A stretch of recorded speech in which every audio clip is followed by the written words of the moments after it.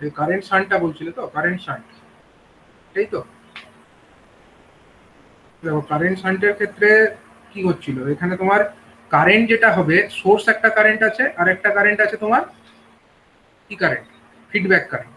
এখন যেটা সোর্স, মানে এই যে সোর্স কারেন্ট আইএসটা, এটা প্রথম অবস্থায় আই ছিল, মানে যখন কোনো ফিডব্যাকটা ছিল না, যখন শুধুমাত্র তোমার এই জিনিসটা কিছুই ছিল না, তখন শুধু তো এইটা ছিল, তখন তোমার আই কারেন্ট ইনপুট দিচ্ছিলে, ও কারেন্ট আউটপুট পাচ্ছিল। কিন্তু এখন ফিডব্যাকের ব্যবস্থা করা হলো, ফিডব্যাকের ব্যবস্থা যখন করলাম, তখন কি হবে, তখন এখান থেকে যে কারেন্টটা যেটা পাচ্ছি, সেটা এখানে এসে ফিডব্যাকের মধ্যে ঢুকবে, এবং ফিডব্যাকের মধ্যে যে কারেন্ট ঢুকবে তার জন্য আমার এই ফিডব্যাকের আউটপুটে একটা কারেন্ট তৈরি হবে। এখন যদি আমাকে এটা নেগেটিভ ফিডব্যাক হিসাবে কাজ করাতে হয়, আমার কি দরকার, নেগেটিভ ফিডব্যাক মানে হচ্ছে যেটা সোর্স থাকবে, এক্ষেত্রে সোর্স মানে হচ্ছে আইএসটা এক্ষেত্রে আমার সোর্স কারেন্ট, তাহলে আইএস এর সঙ্গে অপোজিটলি কাজ করবে বা আইএসটাকে অপোজ করবে এরকম একটা কারেন্ট আমার পাঠাতে হবে। তা সেই জিনিসটা কিভাবে হচ্ছে, যদি আমরা এখানে ফিডব্যাক কারেন্টটা এইরকম যদি আইএফ হয়, তার মানে এটা দিয়ে কারেন্টটা এখানে ঢুকছে,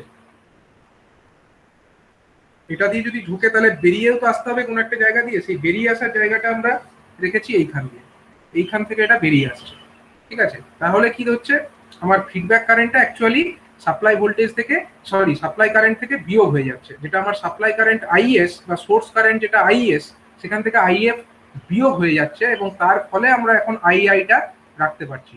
মানে আমাকে নর্মাল অবস্থায়, ওপেন লুপ অবস্থায় যতটা আই পাঠাতে হচ্ছিল, এখন ফিডব্যাক হয়ে যাওয়ার কারণে আমার যেহেতু ফিডব্যাক কারেন্টটা সাপ্লাই বা সোর্স কারেন্ট থেকে বিয়োগ হচ্ছে, তার জন্য আমাকে সোর্স কারেন্টটা ওপেন লুপের থেকে আরো বাড়াতে হচ্ছে। ব্যাপারটা এরকম, I S is equal to হয়ে যাচ্ছে কত, আই প্লাস আইএফ। দেখতেই পাচ্ছ আইটা ঢুকছে আমার অ্যাম্পলিফায়ারের মধ্যে, আর আইএফটা ফিডব্যাক সার্কিটে এসে আবার রিটার্ন ব্যাক করছে, ঠিক আছে? সুতরাং আই ইজ ইকুয়াল টু হয়ে যাচ্ছে আইএস মাইনাস আইএফ। এটা হচ্ছে কারেন্ট শান্ট ফিডব্যাকের ক্ষেত্রে হচ্ছে। স্যার এইখানে তাহলে ওই সাইনটা কনসিডার করবো না? না, এখানে তোমরা সাইনটা ওরকম কনসিডার করার তো কিছু না, এটা তো তোমার ভোল্টেজ তৈরিও হচ্ছে না, তুমি কারেন্টের ক্ষেত্রে আর সাইন কি দেবে, কারেন্টের তো ডাইরেকশন দেখতেই পাচ্ছ, কারেন্ট তো এদিকেই ফ্লো করবে, আউটপুট কারেন্ট যখন এদিকেই ফ্লো করছে, এবং এদিক দিয়ে কারেন্টটা ঢুকছে এইখানে অ্যাম্পলিফায়ারের মধ্যে, এখানে ঢুকছে, ফিডব্যাকের মধ্যে এখানে ঢুকছে, এবং ফিডব্যাকের মধ্যে যখন এখানে ঢুকছে, তোমাকে একটা জিনিস লক্ষ্য রাখতে হবে, ফিডব্যাকে যদি এই টার্মিনাল দিয়ে ঢোকে, তার মানে এটা দিয়ে বেরোবে, হ্যাঁ? আর তার জন্য কিন্তু কারেন্ট এখানে যেটা তৈরি হবে, সেটা কিন্তু এই টার্মিনাল মানে উপরের তারটা দিয়ে এখান দিয়ে বেরিয়ে এখানে যাচ্ছে, এটা ধরে নিতে হবে। আর তার মানে ওটা দিয়ে যদি উপরের দিকে যায়, তাহলে এই তারটা দিয়ে নিশ্চয়ই নিচের দিকে নামতে হবে, এটা দিয়ে যদি নিচের দিকে নামে, তাহলেই আমার এই কন্ডিশনটা স্যাটিসফাই হচ্ছে যে IS minus IF equal to I.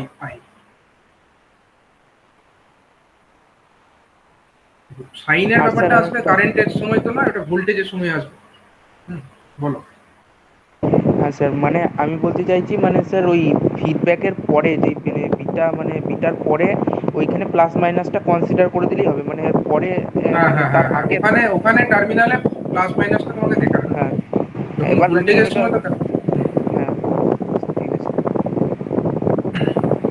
ওইখানে কনসিডার করলেই হবে তো তাহলে স্যার? হ্যাঁ হ্যাঁ হ্যাঁ, ঠিক আছে। ঠিক আছে। তো এবার দেখো, আমরা যেটা ডিসকাস করছিলাম, যেগুলো আমরা ডিসকাস করছিলাম সেটা আরেকবার স্টার্ট করি। আমাদের হচ্ছিল পজিটিভ ফিডব্যাক ডিসকাশন চলছিল। পজিটিভ ফিডব্যাকের মধ্যে আমরা কোন জায়গাটা পড়ছিলাম বলো আগের দিন? পজিটিভ ফিডব্যাকের মধ্যে আমরা পড়ছিলাম একটা, যে সাস্টেন্ড অসিলেশন পাওয়ার জন্য কি কন্ডিশন স্যাটিসফাই করতে হয়, সাস্টেন্ড অসিলেশনকে কন্টিনিউ করবার জন্য কি কন্ডিশন স্যাটিসফাই করতে হয়।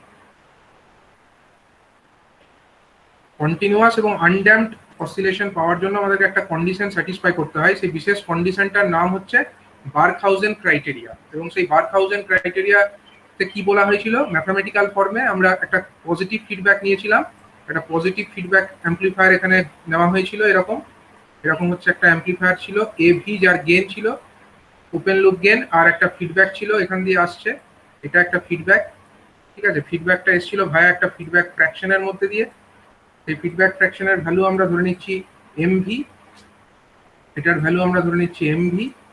এখান দিয়ে আমরা ভিআই ইনপুট দিয়েছিলাম, এখান দিয়ে আমরা ভিআই দিয়েছিলাম, আর এখান থেকে আমরা একটা ফিডব্যাক পেয়েছিলাম, তার মান হচ্ছে সে ভিএফ, এখান দিয়ে যে ভোল্টেজটা এসেছিল ধরো তার মান হচ্ছে ভিএফ, আর এটা হচ্ছে ধরো ভিও। তাহলে সেক্ষেত্রে আমরা একটা কন্ডিশন স্যাটিসফাই করেছিলাম যে ক্লোজ লুপ অবস্থাকার যে গেনটা, যেটাকে আমরা এ ভিএফ নাম দিচ্ছি, এ ভিএফ মানে হচ্ছে ক্লোজ লুপ অবস্থায় গেন, এইটা মানে হচ্ছে V output by V input, এই রেশিওটা। এবং এই রেশিওর মানটা কত আসছিল, এটা আসছিল আমাদের a v divided by 1 minus m v into mv mv into av. এটা আমরা আগের দিন দেখেছি। এটা হচ্ছে পজিটিভ ফিডব্যাকের ক্ষেত্রে, ঠিক আছে, পজিটিভ ফিডব্যাক। এবার যেটা আমাদের দেখা হয়েছিল যে বার্কহাউজেন ক্রাইটেরিয়া বলছে যে in order to get a continuous undamped oscillation from an oscillator, the condition that needs to be satisfied is that closed loop voltage gain that should be infinite, মানে a vf টাকে আমাকে infinite হতে হবে, ঠিক আছে। a vf টা infinite হলে তবে আমার condition of the undamped oscillation will satisfy. তার মানে এটা ইনফাইনাইট হতে গেলে নিচের পার্টটা জিরো হতে হবে, এবং সেখান থেকে আমরা পেয়েছিলাম এমভি ইন্টু এভি, এই গুণফলটা ইকুয়াল টু হতে হবে 1। এমভি ইন্টু এভি, এই যে গুণফলটা হতে হবে ইকুয়াল টু 1। এই ক্রাইটেরিয়াটার নামই হচ্ছে বার্কহাউজেন ক্রাইটেরিয়া, মানে product of the open loop gain multiplied by the feedback fraction, এই দুটোর গুণফল ইকুয়াল টু হতে হবে 1। ঠিক আছে, এটা তো আমরা ম্যাথামেটিক্যালি দেখতেই পেলাম। এবার গ্রাফিক্যালি যদি ব্যাপারটাকে আমরা দেখতে চাই তাহলে কি রকম হবে, একটা এক্সাম্পল নিয়ে দেখা যাক। একটা এক্সাম্পল নিয়ে, প্র্যাকটিক্যালি একটা এক্সাম্পল নিয়ে আমরা ধরো দেখব, ঠিক আছে। ধরা যাক একটা আমাদের অ্যাম্পলিফায়ার আছে, ক্লোজ লুপ সিস্টেমে আমরা দেখাবো। ধরো একটা এভি এখানে আছে, ঠিক আছে। ধরা যাক এভির মান হচ্ছে 100, ধরো এভির মান হচ্ছে কত, 100। তাহলে এটা হয়ে গেল তার ইনপুটের দিক। এবার ফিডব্যাকের দিকটা আমরা দেখিয়ে দেবো এরকম ভাবে। এটা ধরো আমাদের ফিডব্যাক।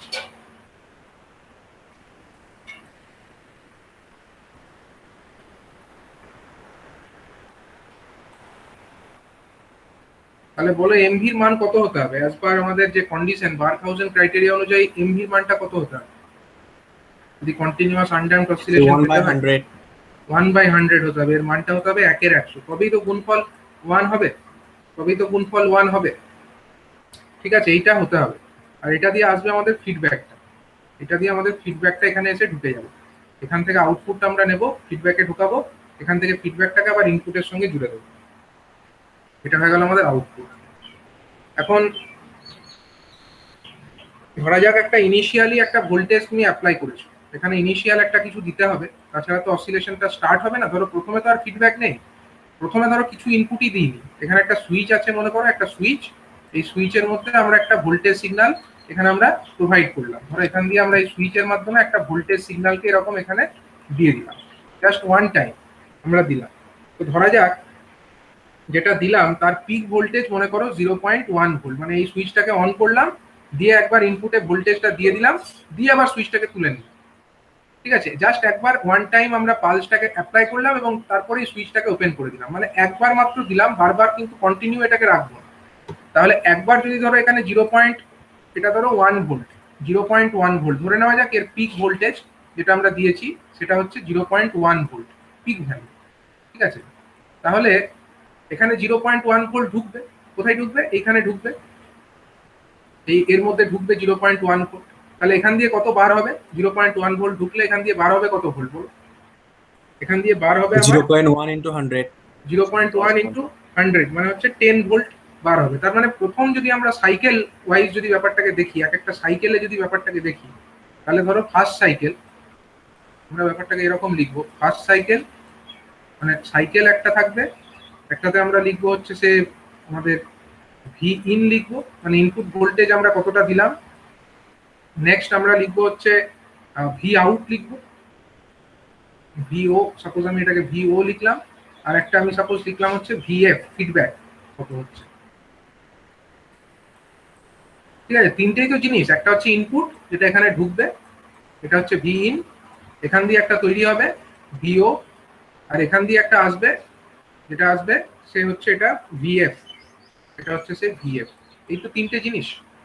এখন ফার্স্ট সাইকেলে আমার কি হবে, ফার্স্ট সাইকেলে আমি ভি ইন কত অ্যাপ্লাই করেছি, প্রথম যখন সাইকেলে আমরা আমাদের ফিডব্যাক তখন কিছুই ছিল না, আমরা জাস্ট একটা এই সুইচটাকে অন করে এখানে ভোল্টেজটাকে দিয়েছি, তখন কিন্তু আমার এই জিনিসটা কোনো কাজই করছে না, এই জিনিসটা আমার কোনো কাজ করছে না, কারণ এদিকে তো কিছু নেই, আউটপুট তো কিছু ছিল না, প্রথমে ইনপুট দিইনি, তাহলে প্রথম যখন ইনপুট দিইনি তখন আউটপুটে কিছু নেই, জাস্ট আমরা সুইচটাকে অন করলাম, এখানে একটা ইনপুট দিলাম, তখন আমার আউটপুট তৈরি হলো, তার আগে পর্যন্ত কিন্তু কিছু ছিল না। তাহলে ইনপুট যেটা দিলাম তার মান কত বললাম, 0.1 ভোল্ট বললাম, 0.1 ভোল্ট, তাহলে আউটপুট কত তৈরি হলো, 10 ভোল্ট, 0.1 ইন্টু 100 মানে হচ্ছে 10 ভোল্ট। তখন ফিডব্যাক কত তৈরি হবে, ফিডব্যাক কত তৈরি হবে, 10 ইন্টু কত, 10 ইন্টু 1/100, এখান দিয়ে যেটা আসবে সেটা কত, 10 ভোল্ট, এখানে তো ঢুকছে, এখানে তো 10 ভোল্ট ঢুকছে, তাহলে যদি এখানে আউটপুটে 10 ভোল্ট তৈরি হয় তাহলে এখানে কত ঢুকছে, 10 ভোল্টই ঢুকছে, এখান দিয়ে তাহলে বার হবে কত, 10 into 1/100, that means 0.1 volt, 0.1 volt হয়ে যাবে। ঠিক আছে, তার মানে এই ব্যাপারটা ঘটবে। ঠিক আছে, এখানে 0.1 ভোল্ট ফিডব্যাক ভোল্টেজ তৈরি হয়ে যাবে, তো আমি সেটাকেই দেখাবো। তাহলে ফিডব্যাক ভোল্টেজ কত হলো, 0.1 ভোল্ট, এটা হলো আমার ফার্স্ট সাইকেলে। আর নেক্সট সাইকেলে কি হবে, সেকেন্ড সাইকেল যখন আমাদের হবে, সেকেন্ড সাইকেলে কি আমার ইনপুট আর আছে, এটা কি আর আছে, এটা তো আর নেই, আমরা এই সুইচটাকে ওপেন করে দিচ্ছি, এটা আর নেই, ইনপুট আর কিছু নেই, কিন্তু তখন তাহলে ইনপুট ভোল্টেজের মান কত হবে, এখানে ভি ইন কত ঢুকবে, তো ভিএফটাই স্যার 0.1, তখন এই ভিএফ যেটা ছিল, এই ভিএফ যেটা ছিল সেটাই আমার ইনপুটের মতো কাজ করবে, সেটাই আমার 0.1 ভোল্ট হয়ে গেল, সেটাই আমার 0.1 ভোল্ট হয়ে গেল। ঠিক আছে, ভিএফ যেটা ছিল আগে তৈরি হলো সেটাই এখন ইনপুট, কারণ আমার এক্সটার্নাল ইনপুট আর কিছু নেই, তখন আমার ভি আউট কত হবে, ভি আউটটা তো 0.1 ইন্টু 10 অর্থাৎ সরি 0.1 ইন্টু 100 মানে 10 ভোল্টই থাকবে, এবং তখন আমার ভিএফ কত হবে, 10 ইন্টু 1/100, দ্যাট মিনস হচ্ছে আমাদের 0.1 ভোল্ট। ঠিক আছে, তার মানে দেখো এই প্রসেস সাইকেল কিন্তু চলতে থাকবে, এই যে সাইকেলটা, এটা তুমি যতবার সাইকেলই লেখো কোনো চেঞ্জ হবে কি, এটা ফার্স্ট সাইকেল হলো, সেকেন্ড সাইকেল হলো, তুমি 3 নাম্বার সাইকেল লেখো তখন ইনপুট 0.1, আউটপুট 10, ভিএফ হচ্ছে 0.1, fourth cycle input 0.1, V out হচ্ছে 10 ভোল্ট অ্যান্ড ভিএফ হচ্ছে 0.1 ভোল্ট, মানে এই প্রসেসটা কিন্তু কন্টিনিউয়াসলি চলতেই থাকবে। এই ব্যাপারটা আমরা গ্রাফিক্যালি বুঝলাম যে এটা হচ্ছে আমাদের গ্রাফিক্যাল ম্যানারে, বা আমরা যদি প্র্যাকটিক্যালি ব্যাপারটাকে বোঝার চেষ্টা করি এই বার্কহাউজেন ক্রাইটেরিয়াটা, সেই অনুযায়ীও কিন্তু ব্যাপারটা আমরা বুঝতে পারছি যে এমভি ইন্টু এভি এই দুটোর গুণফল যদি ইকুয়াল টু 1 হয় তাহলেই একমাত্র আমরা এই সিস্টেম থেকে কন্টিনিউয়াসলি একটা আউটপুট ভোল্টেজ পেতে থাকবো, এবং তার জন্য আমাদের কোনো রকম সিস্টেমের মধ্যে লস থাকা চলবে না। ঠিক আছে, সিস্টেমের মধ্যে কোনো লস থাকলে অবশ্য চলবে না, আদারওয়াইজ আমরা কিন্তু একটা কনস্ট্যান্ট এরকম একটা অসিলেশনস আমরা পেতেই থাকবো। এমভি ইন্টু এভি এই প্রোডাক্ট দুটোর গুণফল আমাকে 1 হতে হবে। ঠিক আছে, তো এবার আমরা এই বার্কহাউজেন ক্রাইটেরিয়া তো দেখে নিলাম, এবার হচ্ছে এই প্র্যাকটিক্যাল কিছু অসিলেটর সার্কিট আমাদেরকে দেখতে হবে। ঠিক আছে, অসিলেটর মানে কিরকম ভাবে প্র্যাকটিক্যালি কাজ করে তার কিছু কিছু সার্কিট আমাদেরকে দেখতে হবে, যেরকম তোমাদের সিলেবাসে দু ধরনের অসিলেটর আছে, দুটো অসিলেটর দু টাইপের তোমাদের সিলেবাসের মধ্যে আছে। এক নম্বর অসিলেটর যেটা আছে সেটা হচ্ছে কলপিটস অসিলেটর। ঠিক আছে, কলপিটস, COLPITT কলপিটস অসিলেটর।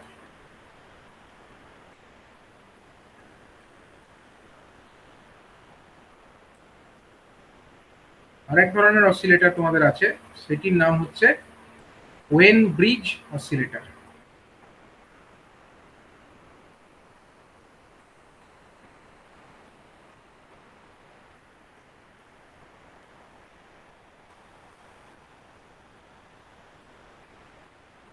ঠিক আছে, দু টাইপের অসিলেটর সার্কিট আমরা দেখবো এখানে।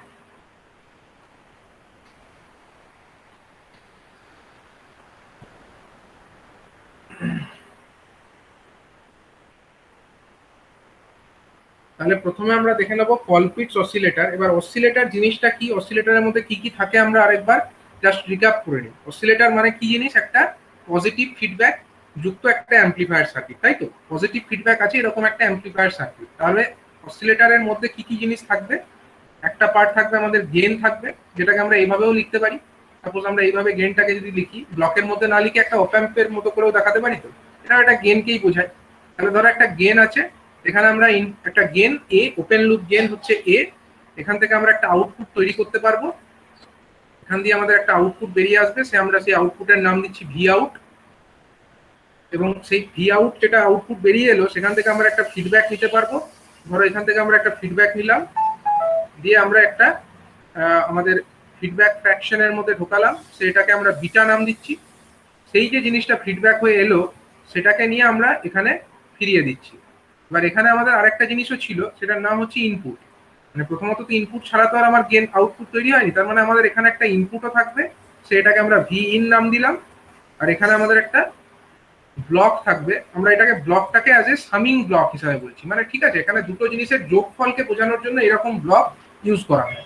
এই ব্লক তোমরা কন্ট্রোল সিস্টেমের মধ্যে পড়বে, মেজারমেন্টের মধ্যে তোমাদের এটা কন্ট্রোল সিস্টেম থাকবে। তো এখানে এরকম এই ব্লক যেটা আঁকলাম, এই চিহ্নটার মানে কি, এই চিহ্নটা কিসের যোগ, কিসের সিম্বল, এটা হচ্ছে সামেশনের সিম্বল। ঠিক আছে, সাম হচ্ছে এই একটা ভি ইন, তার সঙ্গে আমার কাকে সাম করছি আমি, এখান দিয়ে যেটা আসবে অর্থাৎ ভিএফ, এখান দিয়ে যেটা আসবে সেটা হলো ভিএফ। ভি ইনের সঙ্গে ভিএফ কে আমরা সাম করছি এই ব্লকের মধ্যে, এবং তার ফলে যেটা সামটা পাচ্ছি সেটাকে আমরা ওখানে দিয়ে দিচ্ছি। তো সিম্বলিক্যালি আমরা এই রকম ভাবেও একটা অ্যাম্পলিফায়ারকে, আমরা একটা পজিটিভ ফিডব্যাক অ্যাম্পলিফায়ারকে এইভাবে রিপ্রেজেন্ট করতে পারি। এবং আমাদের যেটা অসিলেটর মানে হচ্ছে অ্যাকচুয়ালি একটা পজিটিভ ফিডব্যাক অ্যাম্পলিফায়ার। এবং এই পজিটিভ ফিডব্যাক অ্যাম্পলিফায়ারের ক্ষেত্রে এইটা যদি আমাদের হয়, এ যদি আমাদের ওপেন লুপ গেইন হয়, বিটা যদি ফিডব্যাক ফ্র্যাকশন হয়, অ্যাজ পার বার্কহাউজেন ক্রাইটেরিয়া আমরা কি জানি, বার্কহাউজেন ক্রাইটেরিয়া বলছে এ ইন্টু বিটা। এক্ষেত্রে বিটা আমরা এমভি তো নাম লিখছি না, এটাকে এখানে বিটা বলছি, তাহলে এ ইন্টু বিটা এই দুটোর গুণফলটা হতে হবে 1 অ্যাজ পার বার্কহাউজেন ক্রাইটেরিয়া। ঠিক আছে, আরেকটা জিনিস হতে হবে যে এইখান থেকে ধরো একটা ইনপুট দিলে, কোথায় ইনপুট দিলে, এইখানে ইনপুট দিলে, আর এখানে আউটপুট পেলে, এবার সেই আউটপুটটাকে নিয়ে তুমি ফিডব্যাকে দিলে, ফিডব্যাক থেকে ভিএফ পেলে, সেটাকে আবার ইনপুটে ফিরিয়ে দিলে, তাহলে এক্ষেত্রে এই যে এ এবং বিটা এই দুটো গেনের মধ্যে দিয়ে যে জিনিসটা এলো, সেখানে কিন্তু কোনো রকম কোনো ফেজ অ্যাঙ্গেলের শিফটিং হলে চলবে না। কারণ ভি ইন যে ফেজে ছিল, আমার এ ইন্টু বিটা হয়ে যে জিনিসটা আসবে সেটাতেও কিন্তু কোনো ফেজ শিফট থাকা চলবে না। ফেজ শিফট থাকবে কি, ভিএফ এর সঙ্গে আমাদের ভি ইন এর যদি কোনো ফেজ শিফট থাকে, তাহলে কি সেটা একটা ঠিকমতো অ্যাম্পলিফাই করতে পারবে? সেক্ষেত্রে কি কন্টিনিউয়াস অসিলেশন চলবে? চলবে না। আমার তার জন্য কি দরকার, ভি ইন এবং ভিএফ এরা যেন সবসময় সেম ফেজে থাকে। এবং সেম ফেজে থাকার মানে হচ্ছে আমার তো দুটো গেনের মধ্যে দিয়ে যাচ্ছে জিনিসটা। প্রথমত এটা হচ্ছে একটা গেন, আর আরেকটা হচ্ছে বিটা। এটা ফিডব্যাক যদিও, কিন্তু মানে অ্যাকচুয়ালি তো একটা ব্লক। তার মানে এ একটা ব্লক আর বি আর একটা ব্লক, এই দুটো ব্লকের মধ্যে দিয়ে যে যখন আমার ইনপুটটা পাস করছে। হ্যাঁ বলো স্যার, ইনপুটের ওটা সিম্বল ওরকম কেন দিলেন না বলুন ওটা। এই সিম্বলটা হচ্ছে সামেশন সিম্বলের জন্য। ঠিক আছে, সামেশন বোঝানোর জন্য, অনেকগুলো নম্বরের যোগ করবার জন্য তোমরা এরকম একটা সিম্বল ম্যাথামেটিক্সে দেখে থাকবে, এই সিম্বলটা ইউজ করা হয়। ঠিক আছে, তো এখানে যেহেতু দুটো সিগমা সিম্বল, বলে এটাকে। হ্যাঁ এটা ক্যাপিটাল বড় হাতের সিগমা বলে এটাকে। এবার হচ্ছে এইরকম যে সিম্বলটা, এই সিম্বলটা ইউজ করা হয় সামেশন বোঝানোর জন্য। আমরা এখানে কি করছি, অ্যাকচুয়ালি আমাদের যেটা ইনপুট সিগন্যাল যেটা আছে, আর একটা যেটা আমাদের ফিডব্যাক সিগন্যাল আছে, এই দুটোকে তো আমরা সাম করছি। কারণ যেহেতু এটা আমাদের পজিটিভ ফিডব্যাক, আমরা তো এই দুটো সিম্বলের বা দুটো সিগন্যালের যোগফল বার করছি, তার জন্য এই সিম্বলটা আমরা এখানে ইউজ করি। এটা কন্ট্রোল সিস্টেমে তোমরা দেখতে পাবে এরকম সিম্বল, এরকম দেখতে পাবে, অথবা অনেক সময় ওখানে এরকমও থাকবে।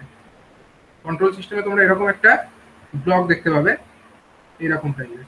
ঠিক আছে, এরকম একটা লেখা থাকবে, দিয়ে হয়তো এখানে লেখা থাকলো প্লাস, আর এটাতেও লেখা থাকলো প্লাস, দিয়ে এখানে দেখিয়ে দিল ইনপুট ঢুকছে, এটাতে ধরো ভি ইন ঢুকছে, অথবা এখানে দেখি, আর এটাতে দেখিয়ে দিল ভিএফ ঢুকছে। তার মানে হচ্ছে ভি ইন এর সঙ্গে ভিএফটা যোগ হয়ে গেল। আর যদি এটাকে নেগেটিভ ফিডব্যাক বলতে চাইতো, তখন এটাকে মুছে দিত, এটাকে মুছে এরকম করে দিত, এটাকে মুছে এখানে মাইনাস দেখিয়ে দিত, তাহলে এটা নেগেটিভ ফিডব্যাক হয়ে যেত। তোমরা চাইলে এরকম সিম্বল আঁকতে পারো, এরকম ভাবেও সিম্বলটা আঁকতে পারো। বুঝা গেল, সিগমা না লিখে ওইরকম ভাবেও আঁকতে পারো ব্যাপারটা। তো এই হচ্ছে জিনিস, যে একটা হচ্ছে প্রথমত বার্কহাউজেন ক্রাইটেরিয়া অনুযায়ী এ ইন্টু বিটা এই গুণফলটা 1 হতে হবে, এবং এ আর বিটা এই দুটোর মধ্যে দিয়ে যেটা আমাদের ফেজ শিফট কিন্তু হলে চলবে না। মানে phase angle of A into beta এটা হতে হবে 0 ডিগ্রি, ফেজ শিফটের কোনো এখানে থাকা চলবে না। মানে ভি ইন যে ফেজে আছে, ভিএফটাও যেন সেম ফেজে থাকে, তাহলেই আমাদের যেটা অসিলেশন সেটা কন্টিনিউয়াসলি আনড্যাম্পড ওয়েতে চলতে পারবে। এবার এই কলপিটস অসিলেটর আমরা পড়ছি। কলপিট অসিলেটরের ক্ষেত্রে সার্কিট ডায়াগ্রাম পার্টটা আমরা ফার্স্টে দেখে নেব। সার্কিট ডায়াগ্রাম কিরকম হয় কলপিট অসিলেটরে। তো সেটা দেখার জন্য আমরা দেখি, প্রথমত আমরা কলপিট অসিলেটরের একটা ডায়াগ্রাম ড্র করি।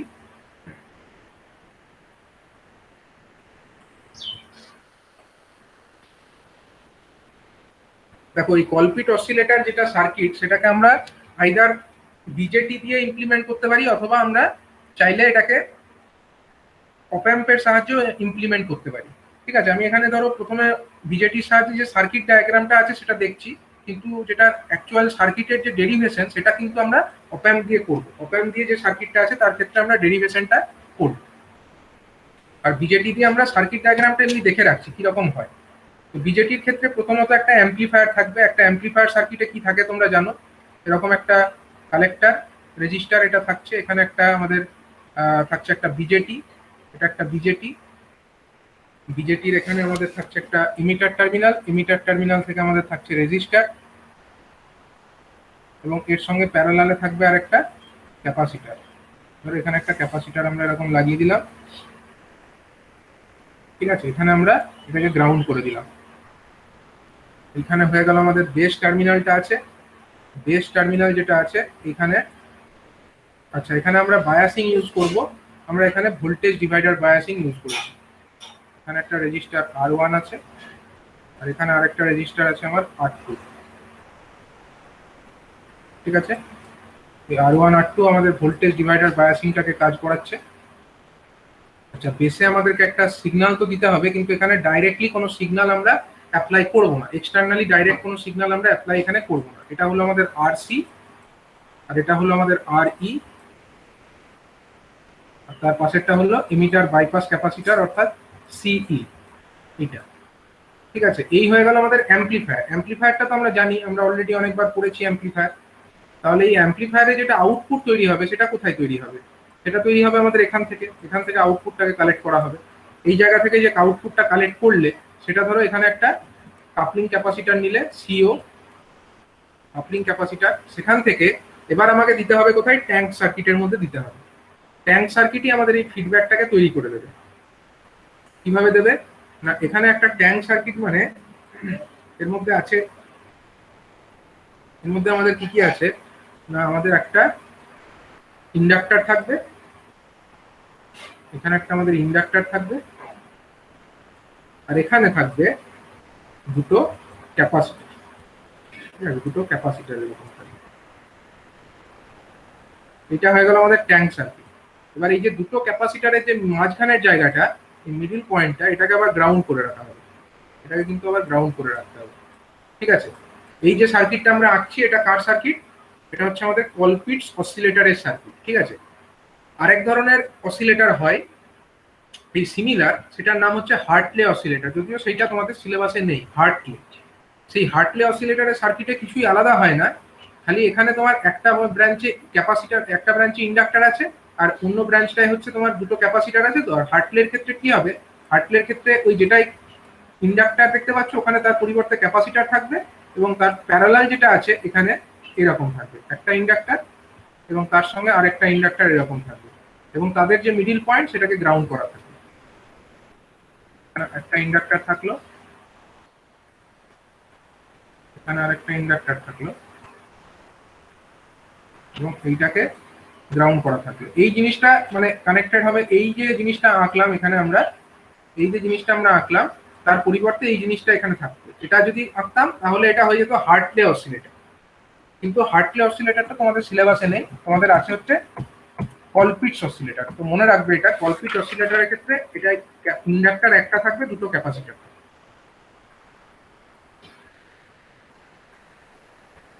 ঠিক আছে, এবার হচ্ছে কি আমাকে ফিডব্যাকটা তো তৈরি করতে হবে। ফিডব্যাকটা কোথা থেকে দেবো? এই সার্কিট তো হলো, উপরে কত থাকে?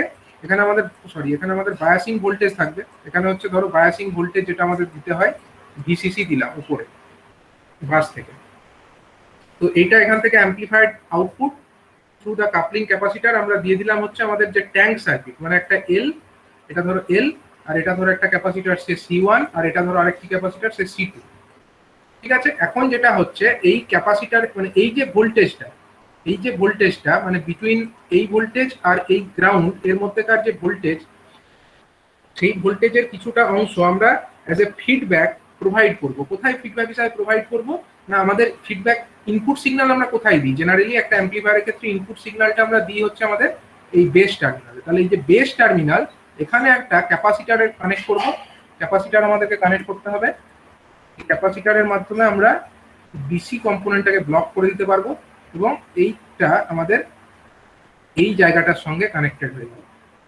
ঠিক আছে, এই জায়গাটার সঙ্গে কানেক্টেড হয়ে যাবে এবং এর মাধ্যমে কি হচ্ছে দেখো, মানে আমাদের ইনপুট কিন্তু এক্সটার্নালি দেওয়ার কোনো প্রয়োজন পড়ছে না, আমরা ইনপুটটা এক্সটার্নালি কিছু দিচ্ছি না। প্রথমবার ট্রানজিস্টরটাকে অন করবার জন্য আমাদেরকে একটা ইনপুট হয়তো এখানে দিতে হবে, এখানে আমরা কোনোভাবে একটা ইনপুট ধরো প্রোভাইড করে দিলাম একবার, জাস্ট ওয়ান টাইম। কিন্তু তারপরে যেই একবার ইনপুট প্রোভাইড করে দিলাম, অমনি তো এখানে একটা অ্যাম্পলিফাইড আউটপুট তৈরি হলো। সেই অ্যাম্পলিফাইড আউটপুটটা এই ট্যাঙ্ক সার্কিটকে এনার্জাইজড করলো, ট্যাঙ্ক সার্কিট থেকে অসিলেশন তৈরি হলো এবং সেই অসিলেশনের এনার্জিটাই কিন্তু এই পাথ হয়ে আমাদের বেসে ফিড হতে থাকলো। তখন কিন্তু আর আমাদের ওই ইনপুটটাকে জারি রাখার আর কোনো প্রয়োজন নেই। ঠিক আছে, এবং এই অসিলেশনসটা কিন্তু কন্টিনিউ চলতে থাকবে। ঠিক আছে, এটাকে আমরা ধরো ক্যাপাসিটার সিআই আমি এর নাম দিলাম, ইনপুট ক্যাপাসিটার। তো এই পদ্ধতিতে আমাদের অসিলেশনসটা এখানে চলতে থাকবে এবং এই যে অসিলেশনসটা চলতে থাকবে তার ফ্রিকোয়েন্সি কত হবে সেটা নির্ভর করবে আমাদের এই যে ট্যাঙ্ক সার্কিটটা আছে। ট্যাঙ্ক সার্কিট বলতে কোনটাকে বলছি, এই জিনিসটা হলো আমাদের ট্যাঙ্ক সার্কিট। এই ট্যাঙ্ক সার্কিটে আমাদের যেটা মানে এল এবং সি এর ভ্যালু, তার উপরে নির্ভর করে আমাদের অসিলেশন যেটা তৈরি হবে তার ফ্রিকোয়েন্সিটা নির্ভর করবে। এখন এইখানে যে ট্যাঙ্ক সার্কিট দেখতে পাচ্ছ, সেখানে আছে আমাদের একটা ইন্ডাক্টর আছে এল আর দুটো ক্যাপাসিটার আছে C1 আর C1 এবং C2। এই যে C1 আর C2 যে দুটো ক্যাপাসিটার, এরা কিসে কানেক্টেড আছে? C1 এবং C2 যে ক্যাপাসিটার দুটো, তারা কিসে কানেক্টেড আছে? প্যারালাল। তারা প্যারালালে কানেক্টেড আছে এবং দুটো C1 C2 যদি প্যারালাল থাকে তাদের ইকুইভ্যালেন্ট কত হয়? C1 প্যারালাল C2 যদি ক্যাপাসিটার C1 প্লাস C2 না, স্যার প্যারালাল হলে যোগ হয়ে যায়। Sorry, C1 plus C2 C1 plus C2 আচ্ছা, যদি সিরিজে থাকে তাহলে স্যার প্যারালাল মানে C1 C2 divided by C1 plus C2। C1 plus C2 রেজিস্টারে ঠিক অপোজিট এটা স্যার। রেজিস্টারের ঠিক অপোজিট হয়, কিন্তু না, এক্ষেত্রে একটা জিনিস দেখতে হবে আমাদেরকে, যেটা হচ্ছে, আচ্ছা আমরা ম্যাথমেটিক্যাল এক্সপ্রেশনটা ডিরাইভ করি, আমরা ডাইরেক্টলি ওখান থেকেই দেখবো এর এক্সপ্রেশন কত আসছে, অসিলেটরের অসিলেশনের ফ্রিকোয়েন্সি কত আসছে, আমরা ম্যাথমেটিক্যালি ডিরাইভ করেই দেখবো। ঠিক আছে, আমি এখান থেকে কিছু বলছি না। তো ফ্রিকোয়েন্সিটা ডিপেন্ড করবে হচ্ছে এল এবং সি এর এই ভ্যালুর উপর। ঠিক আছে, এল এবং সি এর ভ্যালুর উপরে কিভাবে ডিপেন্ড করবে আমরা এর ফ্রিকোয়েন্সি অ্যানালিসিস করে আমরা দেখে নেব। কিন্তু আমি বললাম যে আমি এটা যে সার্কিটটা আছে, এখানে আমাদের কি আছে, এটা একটা অ্যাম্পলিফায়ার আছে এবং অ্যাম্পলিফায়ার আছে আর এই অংশটা হচ্ছে ফিডব্যাক আছে। এবার এখানে এই অ্যাম্পলিফায়ারটা হিসাবে এখানে আমাদের ইউজ করা হয়েছে একটা ট্রানজিস্টরকে, একটা বিজেটি কে ইউজ করা হয়েছে। এবার আমরা বিজেটি ইউজ তো নাও করতে পারি, আমরা বিজেটি ইউজ করে অ্যাম্পলিফাই করতে পারি, আবার আমরা অপ্যাম্প কে ইউজ করেও অ্যাম্পলিফাই করতে পারি। তো অপ্যাম্প কে ইউজ করে আমরা অ্যাম্পলিফায়ারটা করব, কারণ তাতে আমাদের ক্যালকুলেশনসটা অনেক ইজি হবে। ঠিক আছে, এবং কাজ তো একই, কারণ অপ্যাম্পও গেইন করবে, আমার কাজ হচ্ছে অ্যাম্পলিফাই করা সিগন্যালটাকে, আমরা গেইনটাকে নিয়ে ক্যালকুলেট করতে চাই। কারণ এই যে ট্রানজিস্টর, এর মডেল অ্যানালিসিস আমরা এখনো কিন্তু স্টাডি করিনি, এর মডেল অ্যানালিসিস আমরা করিনি। ঠিক আছে, যে কারণে আমরা ডিটেলে পড়েছি যেটা অপ্যাম্প, সেই অপ্যাম্প ব্যবহার করে আমরা এই একটা কলপিট অসিলেটরের ফ্রিকোয়েন্সি কত হচ্ছে সেটা বোঝার চেষ্টা করি। তো যদি আমরা একটা অপ্যাম্প ব্যবহার করে সার্কিটটাকে আঁকি, তখন আমাদের সার্কিটটা কিরকম দেখতে হবে? একটা অপ্যাম্প থাকবে, ঠিক আছে, একটা ধরো অপ্যাম্প আছে এরকম, একটা দুটো টার্মিনালের, একটা ইনভার্টিং আর একটা হচ্ছে নন ইনভার্টিং টার্মিনাল। এখানে একটা ইনপুট দিয়ে দেওয়া যেতে পারে আর এটা আরেকটা, ঠিক আছে, আর এটা হলো আউটপুট। এখন আমরা এখানে যেটা করব, যখন আমরা কলপিট অসিলেটর হিসাবে তৈরি করতে চাইছি, তখন আমাদেরকে তো ফিডব্যাক তৈরি করতে হবে, ফিডব্যাক নিতে হবে। ফিডব্যাকটা নেব কোথা থেকে? আউটপুট থেকে নেব, এটা তো কোনো ডাউট নেই। এখানে আমাদের ভি আউট তৈরি হচ্ছে, এটা তো আউটপুটের দিক। আউটপুট থেকে আমাকে ফিডব্যাকটা নিতে হবে। ধরো এখান থেকে আমি ফিডব্যাকটা নিলাম, ফিডব্যাক নিয়ে আমি কার মাধ্যমে পাঠাবো? এই ফিডব্যাকটা নিয়ে আমাকে দিতে হবে একটা ট্যাঙ্ক সার্কিটে। ট্যাঙ্ক সার্কিটের ডিজাইন কিন্তু একই, ট্যাঙ্ক সার্কিটে কিছু আলাদা কিছু নেই। মানে আগে যেটা ট্যাঙ্ক সার্কিট দেখালাম, ট্যাঙ্ক সার্কিটটা আমাদের বিজেটি ব্যবহার করলেও যা, অপ্যাম্প ব্যবহার করলেও তাই, আলাদা তো কিছু হবে না। তাহলে এখন আমরা ট্যাঙ্ক সার্কিটের জায়গাটা দেখে নেব। এখানে আমাদেরকে কি করতে হবে? এখানেও তাহলে আমাদের দুটো জিনিস থাকবে, একটা হচ্ছে প্যারালাল পাথে কি থাকবে, একটা পাথে ইন্ডাক্টর থাকবে, এরকম এরকম একটা ইন্ডাক্টর থাকবে একটা প্যারালাল পাথে, আর একটা প্যারালাল পাথে কি থাকবে? আর একটা প্যারালাল পাথে দুটো ক্যাপাসিটার থাকবে, এইরকম, এই একটা ক্যাপাসিটার, এরকম একটা ক্যাপাসিটার। ঠিক আছে, এই যে দুটো ক্যাপাসিটার এইভাবে কানেক্টেড হয়ে গেল। ঠিক আছে, জায়গাটা একটু এইভাবে আঁকি।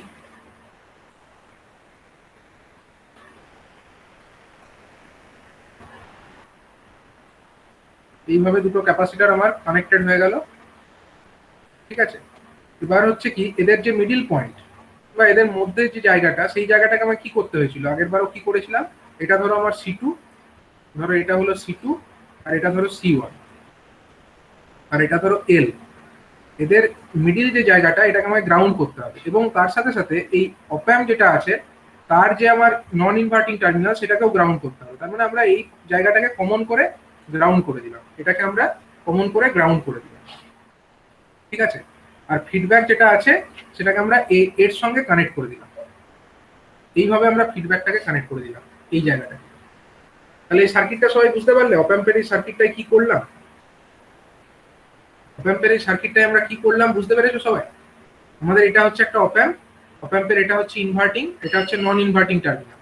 আউটপুট আমরা এখান থেকে পেয়েছি, এইখান থেকে আমরা আউটপুট পেয়েছি, সেই আউটপুটটাকে নিয়ে আমরা এখানে একটা ট্যাঙ্ক সার্কিটে দিয়ে দিচ্ছি। কোনটা ট্যাঙ্ক সার্কিট? এই জিনিসটা হলো ট্যাঙ্ক সার্কিট। এই জিনিসটা ট্যাঙ্ক সার্কিটে কি আছে, একটা ব্রাঞ্চে এল আছে আর একটা ব্রাঞ্চে C2 এবং C1 দুটো ক্যাপাসিটার আছে। এদের মিডিল পয়েন্ট যে জায়গাটা, সেই জায়গাটা আমাদের গ্রাউন্ডেড আছে, এবং সেখানে আমাদের এই অপ্যাম্পের যে ইনভার্টিং টার্মিনাল সেটাও গ্রাউন্ড করা আছে, এবং নন ইনভার্টিং যে টার্মিনাল সেখানে এই ফিডব্যাক ভোল্টেজটা এরকম ভাবে দেওয়া হয়েছে। নন ইনভার্টিং টার্মিনালে, সরি ইনভার্টিং টার্মিনালে ফিডব্যাক ভোল্টেজটা এইভাবে দেওয়া হয়েছে, মানে এটা দিয়ে আমাদের ফিডব্যাক ভোল্টেজটা যাবে। বুঝতে পারছো? এটা দিয়ে আমাদের ফিডব্যাক ভোল্টেজটা এখানে কিন্তু যাবে। এই হয়ে গেল সিচুয়েশনটা। এটা হয়ে গেল আমাদের একটা কলপিটস অসিলেটর ইউজিং অ্যান অপ্যাম্প। তো আমরা এর যে অ্যানালিসিসটা করব, এই মডেল অ্যানালিসিস যেটা এর করব, সেটাই অপ্যাম্পের মডেলটা নিয়েই করব, এবং এর ফ্রিকোয়েন্সি অফ অসিলেশনসটাকে আমরা ক্যালকুলেট করার চেষ্টা করব। তো এই জিনিসটাকে আমি বললাম যে এই যে জিনিসটা এল এবং C1 C2, এই যে জিনিসটা, এটা আমাদের কলপিট অসিলেটরের ক্ষেত্রে থাকে, এবং হার্টলে অসিলেটরের ক্ষেত্রে কি থাকে, এল এর পরিবর্তে এখানে সি থাকে, মানে এখানে একটা ক্যাপাসিটার থাকবে আর এখানে দুটো ইন্ডাক্টর থাকবে। C2 এর জায়গায় একটা L2 থাকবে আর C1 এর জায়গায় একটা L1 থাকবে। এটা হয়ে গেলে হয়ে যেত এটা একটা হার্টলে অসিলেটর। তো আমরা এই জেনারেলাইজড ওয়েতে এটার একটু মডেলটাকে অ্যানালিসিস করার চেষ্টা করি। স্যার, হ্যাঁ বলুন। স্যার আগের পেজটা ব্যাক করুন তো।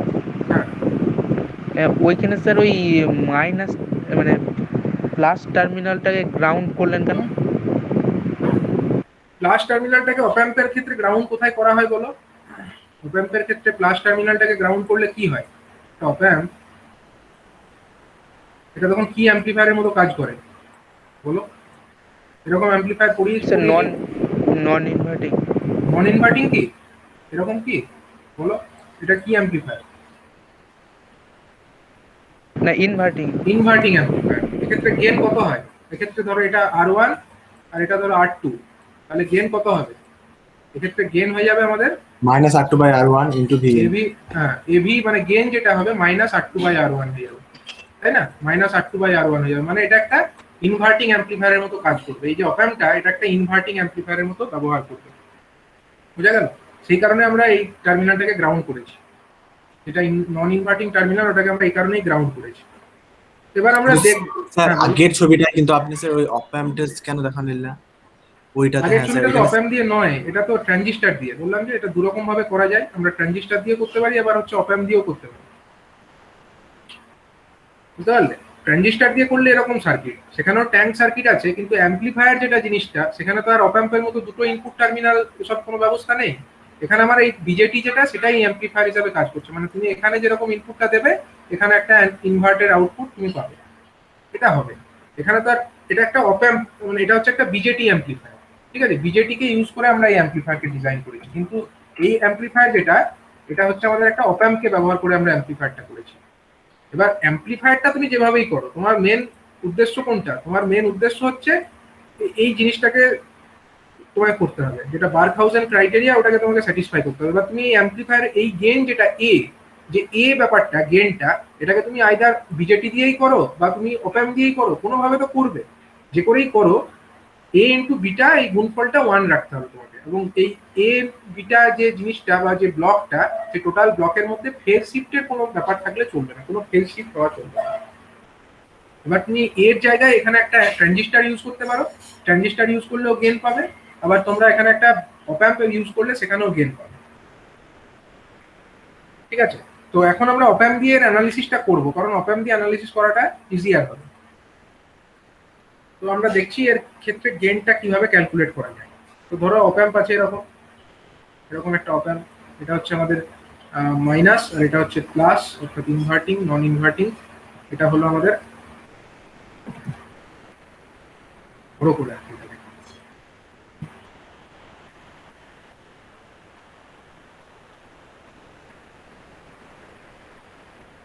ঠিক আছে, এটা হচ্ছে আমাদের ইনভার্টিং আর এটা হচ্ছে নন ইনভার্টিং টার্মিনাল। এখন আমরা ইনপুটটা এখানে কোথায় দিতে পারছি, ইনপুটটা আমাদের অ্যাকচুয়ালি কোন জায়গায় পড়ছে বলতো? এটা তো গ্রাউন্ডেড, নন ইনভার্টিং যে টার্মিনাল সেইটা তো গ্রাউন্ডেড আছে, তাহলে ইনপুটটা পড়ছে কোন টার্মিনালে? ইনভার্টিং টার্মিনালে। ইনভার্টিং টার্মিনালে ইনপুটটা অ্যাকচুয়ালি পড়ছে। তো আমরা যে রেজিস্টার, যে আমরা দেখিয়েছিলাম ইন্ডাক্টর বা ক্যাপাসিটার, তার পরিবর্তে আমরা জাস্ট এগুলোকে একটা ব্লক করে দেখাচ্ছি। ঠিক আছে, আমরা এমন ভাবে করছি এটাকে একটা ব্লক হিসাবে করছি, তাতে আমাদের বুঝতে একটু সুবিধা হবে। কিছু অসুবিধা তো নেই, তোমরা ইম্পিডেন্স দিয়ে করছো, যেরকম ভাবে ক্যাপাসিটার বা ইন্ডাক্টর থাকলে আমরা ইম্পিডেন্স দিয়ে ক্যালকুলেশন করতে পারি, আমরা ঠিক সেরকম ভাবে এখানে করবো। ঠিক আছে, আমরা ক্যালকুলেশনটা ইম্পিডেন্স দিয়ে করবো। এখানে একটা ব্লক আর ধরো এখানে আরেকটা ব্লক, আমরা এদের ইম্পিডেন্স ডায়াগ্রাম ড্র করছি সাপোজ। ঠিক আছে, ধরো এখানে আমাদের ভি আউট আছে, এটা হচ্ছে আমাদের ভি আউট, এটা হচ্ছে সে আমাদের আমি এটাকে নাম দিচ্ছি সে Z1। ঠিক আছে, এটা Z1 ধরো, এটা ধরো আমার Z2। জেড দিয়ে আমরা কাকে রিপ্রেজেন্ট করি? ইম্পিডেন্সকে রিপ্রেজেন্ট করি। তাহলে যদি আমার এখানে অ্যাকচুয়ালি কি ছিল, এখানে আমার C2 ছিল, তাই না? C2 মানে C2 জায়গায় আমরা এখানে Z2 লিখলাম, মানে বুঝতে পারছো তো Z2 সমান কত হবে? Z2 সমান কত হবে? এখানে C2 র পরিবর্তে ক্যাপাসিটরের ইম্পিডেন্সটাকে আমরা লিখলাম, লিখতেই পারি। C2 সমান এখানে আমাদের হয়ে যাবে 1 divided by J omega C2। এখানে আমাদের C1 ছিল, C1 এর জায়গায় আমি এখানে তার ইম্পিডেন্সটাকে লিখছি আমাদের ক্যালকুলেশনের সুবিধার্থে। এখানে Z1 সমান তাহলে কত হবে?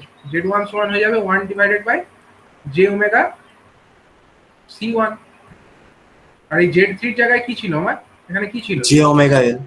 এখানে L ছিল, ইন্ডাক্টর ছিল, তাহলে Z3 সমান আমরা লিখবো খালি J omega L, J omega L হবে। ঠিক আছে, এখন আমরা এই ফিডব্যাক এনার্জি যেটা আছে সেটাকে আমরা ফিড করে দেবো কোথায়? আমাদের এই টার্মিনালে আমরা ফিড করে দেবো এইখানে, এইরকম। ঠিক আছে, তো এখানে আমরা ফিড করে দিলাম ধরো। এখন যেটা আমরা এখানে ইনপুট হিসাবে দিচ্ছি, কোথায় দিচ্ছি? ইনপুটটা অ্যাকচুয়ালি আমার তাহলে ইনভার্টিং টার্মিনালেই পড়ছে। এখন এই যে অপ অ্যাম্প, তার এই টার্মিনালটা, এই যে আমার যে প্লাস টার্মিনাল, সেটা আবার কোথায় গ্রাউন্ডেড আছে? এইখানটা দিয়ে গ্রাউন্ডেড করা আছে, এখানে এটা আমাদের গ্রাউন্ড করা আছে, এই জায়গাটা গ্রাউন্ডেড। ঠিক আছে, এখন এই দিকের দিকটাতে তো আমাদের দেখিয়ে দিলাম এরকম পরিস্থিতি, এটা তো আমাদের ইনপুটের দিকে। ইনপুটের দিকে আমার পরিস্থিতিটা হচ্ছে এইরকম, কিন্তু আউটপুটের দিকে আমরা তার রেসপেক্টে একটা ভোল্টেজ তো পাবো। এটা যেহেতু অপ অ্যাম্প, এখানে ভি আউট যেটা পাচ্ছি, সেই ভি আউটটা অ্যাকচুয়ালি কিভাবে পাচ্ছি? অপ অ্যাম্পের গেইন যদি আমরা এভি ধরে নিই, সাপোজ আমরা অপ অ্যাম্পটার গেইন, ইন্টারনাল যে গেইন আছে, সেই গেইনটা যদি আমরা এভি ধরে নিই, তাহলে এখানে নিশ্চয়ই একটা ভোল্টেজ তৈরি হবে সেকেন্ডারিতে, মানে এই দিকটাতে একটা ভোল্টেজ তো তৈরি হবে, তার সাপেক্ষেই তো আমরা ভি আউটটা পাচ্ছি। ধরো এখানে একটা ভোল্টেজ তৈরি হলো এবং সেই ভোল্টেজটা অপ অ্যাম্পের যে আউটপুট রেজিস্ট্যান্স আর ও তার মাধ্যমে এলো। আমরা আইডিয়াল ধরছি না অপ অ্যাম্পটাকে, আমরা নন আইডিয়ালই ধরছি। মানে আইডিয়াল হলে তো এটা ইনফিনিটি হতো আর এই রেজিস্ট্যান্সটার ভ্যালু 0 হতো, কিন্তু আমরা আইডিয়াল ধরছি না, আমরা অ্যাকচুয়াল ধরছি। তো ধরো এইদিকে যে অপ অ্যাম্প, তার গেইনটা হচ্ছে এভি, তাহলে এইদিকে যদি তুমি ইনপুট ভোল্টেজ, মানে এই দুটো টার্মিনালের মধ্যে যে ভোল্টেজ, সাপোজ সেই ভোল্টেজটা যদি তোমার ভিআই হয়, সাপোজ যদি ভিআই ভোল্টেজ এখানে থেকে থাকে, তাহলে আউটপুটে কত ভোল্টেজ হবে বলো? আউটপুটে কত ভোল্টেজ হওয়া উচিত? ইনপুটে যদি ভিআই দাও, এভি ইনটু ভিআই হওয়া উচিত, কিন্তু কিন্তু কি ইনপুটটা তুমি কিভাবে দিয়েছো? মাইনাসের দিকে, মানে মাইনাস আর আরেকটা তো গ্রাউন্ড, মানে ইনভার্টিং টার্মিনালটাতে তুমি ভোল্টেজটা অ্যাকচুয়ালি অ্যাপ্লাই করছো, তার মানে ভোল্টেজটা মাইনাস হবে, এটা মাইনাস চলে আসবে সাইনটা। তার জন্য এটা হয়ে গেল সে ভোল্টেজ, যেটা ব্লক হিসাবে যেটাকে আমরা দেখাচ্ছি, সাপোজ এর ভ্যালুটা হয়ে যাচ্ছে আমার এভি ইনটু ভিআই। আমি এরকম ভাবে লিখছি minus of AV into VI. মাইনাসটা কেন? কারণ এটা ভোল্টেজ অ্যাকচুয়ালি ইনভার্টিং টার্মিনালে পড়েছে এবং নন ইনভার্টিং টার্মিনালটি গ্রাউন্ডেড আছে। তার জন্য আমি ভোল্টেজটিকে লিখলাম V AB minus AB into VI. এবং এই যে আউটপুট রেজিস্ট্যান্স, ধরো এটা ভেরি স্মল কিন্তু তাও একটা ভ্যালু আছে, ধরে নেওয়া যাক এর ভ্যালু হলো আর ও। আমি এর আউটপুট রেজিস্ট্যান্সের ভ্যালুটাকে আর ও নাম দিয়েছি। বুঝা গেল? তাহলে এই হয়ে গেল আমাদের সিচুয়েশনটা, অপ অ্যাম্পের মধ্যেকার সিচুয়েশনটা এরকম যে আমরা এখানে এই জিনিসটা আমাদের হচ্ছে সিম্পলিফাইড ম্যানারে এই জিনিসটা আমরা দেখতে পাচ্ছি। এখন আমাদের এইখানে ভিও ভোল্টেজ আছে, ভি আউট ভোল্টেজ এখানে আছে। সেই ভি আউটের কাছে দুটো রাস্তা, ভি আউটটা যে গ্রাউন্ডে যাবে তার কাছে তো দুটো রাস্তা আছে। কোন দুটো রাস্তা? একটা হচ্ছে এই দিক দিয়ে রাস্তা, এই দিক দিয়ে গ্রাউন্ড চলে যাওয়ার রাস্তা আছে কারেন্টের কাছে। আর একটা রাস্তা কোনটা? এই ভি আউট ভোল্টেজের জন্য কারেন্ট কোন দিকে যাবে? এই Z3 দিয়ে Z1 দিয়ে এই দিক দিয়ে গিয়ে এখানে ঢুকে গেল। এটাও একটা রাস্তা, দুটো প্যারালাল পাথ। বুঝতে পারছো? তাহলে আমার দুটো প্যারালাল পাথ আছে, একটা পাথে আছে Z3 এবং Z1 সিরিজে হয়ে এই একটা পাথ, আর একটা হচ্ছে শুধু Z3 ভায়া হয়ে আরেকটা প্যারালাল পাথ। ব্যাপারটা কি বুঝতে পারছো? এখানে দুটো পাথ আছে কিন্তু কারেন্টের কাছে, মানে ভিও যেটা আউটপুট ভোল্টেজ তৈরি হচ্ছে, সে আউটপুট ভোল্টেজের জন্য তো কারেন্ট যাবে। একটা হচ্ছে এই দিক দিয়ে গ্রাউন্ডে চলে যেতে পারে, এই রাস্তা দিয়ে গ্রাউন্ডে চলে গেল। আরেকটা কারেন্ট কোন দিকে যেতে পারে? এই ভিও দিয়ে এসে এই Z3 দিয়ে গেল, এদিক দিয়ে গেল, Z1 দিয়ে এসে এইদিকে চলে যাবে। এইখানে তো খুব একটা যাবে না কারেন্ট, তো খুব একটা এখান দিয়ে যেতে চাইবে না। কারণ কি? কারণ ওইদিকে তো তোমার ইম্পিডেন্সটা বেশি, এর ইম্পিডেন্সটা তো বেশি, কারণ এই জায়গাটা তো ওপেন লুপ, এদিকে তো কারেন্ট যেতে চাইবে না, বরং এই জায়গাটা তো ওপেন হয়ে আছে। তাহলে এখানে বেশি কারেন্ট ঢুকতে চাইবে না, কারেন্টটা মেনলি দুটো রাস্তা দিয়ে যাবে, এই রাস্তা দিয়ে একটা আর এই রাস্তা দিয়ে আরেকটা। এই দুটো হচ্ছে তো কারেন্টের রাস্তা। মানে হচ্ছে এখানে আমার Z2 এবং Z3 এবং Z1 এরা হচ্ছে কিসে কানেক্টেড আছে বলো? Z3 এবং Z1 এরা কিসে কানেক্টেড আমার একটু বলো। Z3 Z1 সিরিজে আছে। Z3 Z1 সিরিজে আছে, কারণ এই দিক দিয়ে এসে এই রাস্তা দিয়ে এটা একটা রাস্তা এবং তার সঙ্গে এই Z2টা হচ্ছে প্যারালালে আছে। মানে ওই জিনিসটাকে যদি আমরা একটু বড় করে আঁকি বা ভালো করে দেখি, তাহলে আমাদের এরকম হচ্ছে Z3 Z1 এর ব্যাপারটা। আমরা ধরো এই ভিও এই জায়গা থেকে নেওয়ার চেষ্টা করছি, ভিও থেকে বোঝার চেষ্টা করছি। ধরো একটা ভিও আমাদের আছে, দিয়ে আমাদের কাছে দুটো স্যার রাস্তা। আগে আমরা তো ভার্চুয়াল গ্রাউন্ডিং এর কনসেপ্টে লাগাতাম যে মানে নন ইনভার্টিং টার্মিনালটা যদি গ্রাউন্ড থাকে তাহলে ইনভার্টিং টার্মিনালটা অলসো গ্রাউন্ডে আছে, এমন কেন করছি না এখন?